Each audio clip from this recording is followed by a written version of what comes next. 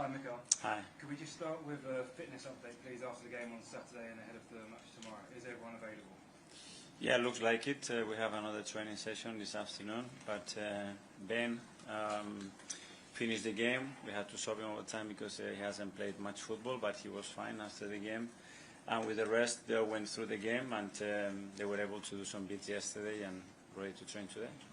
Have you decided what you're going to do to fill that void left by Gabriel at centre-back with all the defenders available to you? Yes. Decided. Are you going to tell us who that is? No. What do you need from your team to take on Real Madrid tomorrow night? A huge occasion. You rested some of your key players. Is that an indication that you think you need a special effort to get the result you want? Be super convinced. 8 p.m. tomorrow night. 11 players, 60,000 people, really super convinced that we are ready to win and to beat them.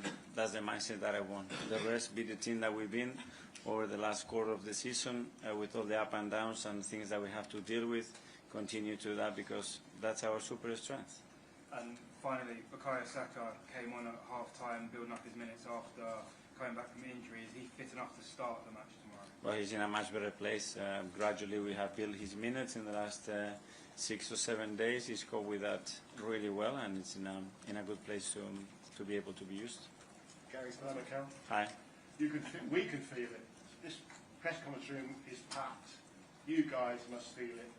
What a night, Real Madrid in the Champions League. Is this why you came into football? That's why I came into football. That's why I came into management, and especially to this football club. It's been 20 years since we had this type of game, and for us it's a great opportunity to build our own story, and this is what we're here for. And you describe it as the beautiful part of the season. Is it one of the biggest nights, if not the biggest night in management for you personally? 100%. I mean, it's a joy to prepare the game, to look at them. Just to look at the reaction of people and how we feel about ourselves coming to a game of that magnitude, the excitement around the club, the people. This is the stage that we want to be, where Arsenal has to be consistently, and we are very proud to be there and now be very ready tomorrow to deliver. This is proper now, the latter stages with proper teams and in the competition. You need a lot to win the Champions League. You also need some luck.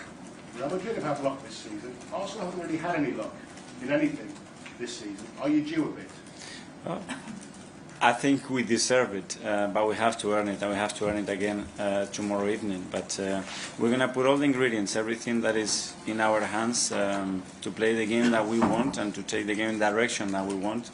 In order to achieve that, that's why we're going to need our people playing every single ball with us, and that's going to make a huge difference, because that's something that is really needed. At these stages, you need your home stadium to create a very, very special atmosphere to generate momentums. So let's go. I encourage everybody to go there tomorrow to play the game with us, not to be there watching it, but to play the game with us. Hi Mikel, how are you? I'm very good. How do you've got a team full of experienced players, but how do you convince them tomorrow to play the game and not the occasion? I think they are convinced. If I have to convince them, I think we have a problem. It's the level of conviction, regardless what happens and any context that we have to play throughout this time. But they know exactly what they have to do.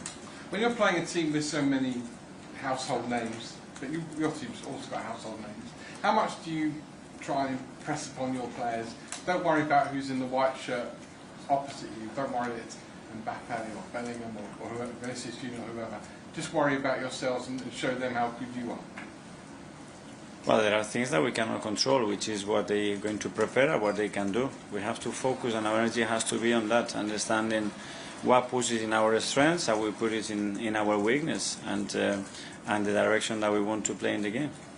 Finally, from me, obviously 2 legs, so this is the first half. Second half is away.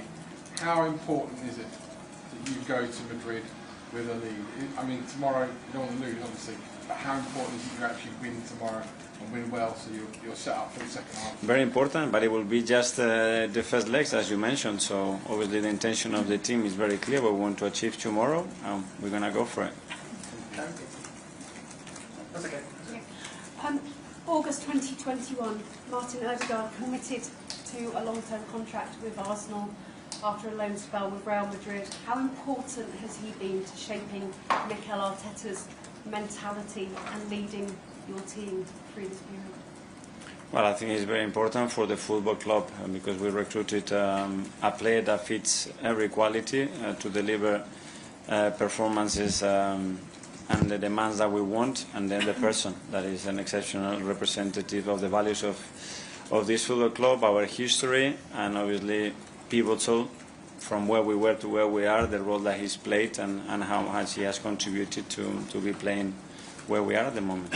You grew up through La Masia, the Basque region where you come from. Is this the key test for you? Is this one of the biggest matches of your coaching career, the mantle of Real Madrid? Well, it is one of the most special things. I mean, it's a competition that we're waiting for many, many years. The fact that we've only been twice at this stage in 15 years with the size of Arsenal Football Club tells you the difficulty of that. And we're going to, as I said, create our own story and go even further. And tomorrow is a beautiful opportunity to all of us. Hi, Miguel. Wanted to ask you about Jurrien Timber. Is he fit enough to start? And you've placed him in so many different positions this season. What does it say about him as a player, and how great is it for you that he is so multifunctional? Incredible. I mean, probably nobody realized the player that we signed till he stepped through that door and started to show every quality that he has on the human side again, because he's a leader. He had a really tough start, having a really difficult injury. Almost a year out, and then to do what he's been doing this season is just remarkable. As you mentioned, different position with different demands, always so consistent, and hopefully tomorrow he will be in the best condition to play the game. Thank you. Miguel, does an attack with Mbappe, Vinicius, Rodrigo, Bellingham demand a special plan, or one of the best defences in Europe that you have is already for this battle? Yeah, for sure. I mean, with the individual quality that they have, especially when you put them in certain situations, you know the danger that you are facing. But that's the stages. I mean, it doesn't get much bigger than that. That's why consistently they've been doing what they've been doing in this competition, is that they can create those moments. And when it comes to the biggest stage, individual performance, play can decide the games, are critical for your success, and obviously something that we have to prevent for sure. James, I think.